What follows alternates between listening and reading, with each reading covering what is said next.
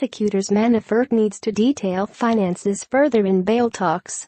Washington, Reuters. Special counsel Robert Mueller pushed back on Sunday against Paul Manafort's efforts to avoid house arrest, arguing that President Donald Trump's former campaign manager needed to further detail the finances behind his proposed $12 million bail agreement. In a court memorandum, Mueller and his attorneys argued that the court should only agree to a bail agreement if Manafort fully explains his finances to the court.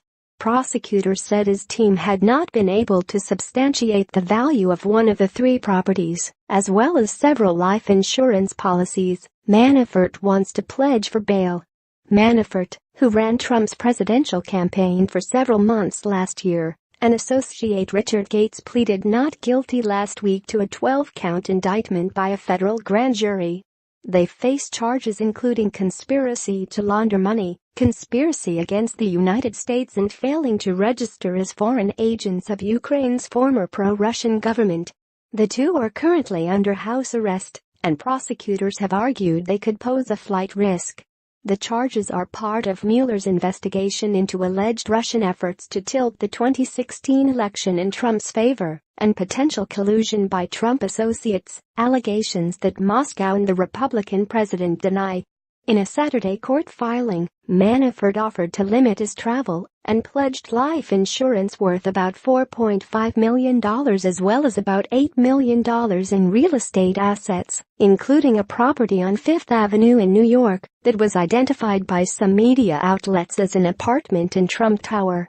But prosecutors said they needed an independent appraisal of that Fifth Avenue property, since Manafort was claiming a fair market value of the unit that appeared to exceed other outside estimates. Prosecutors also argued they needed time to talk to Manafort's insurance company about his policies. The prosecutors noted that Manafort would be required to forfeit one of those policies, worth $2.6 million, should he be convicted, creating additional questions about its value in a potential bail agreement.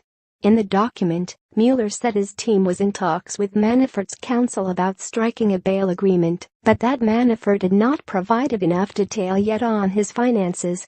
Those discussions are best described as ongoing, and the government is not prepared to consent to a change in the current conditions of release at least until Manafort provides a full accounting of his net worth and the value of the assets that he proposes to pledge, Mueller said in the court memorandum. U.S. District Judge Amy Berman Jackson said on Thursday that initial bail terms would remain in place and set a bail hearing for Monday to consider changes. Reporting by Pete Schroeder. Editing by Peter Cooney.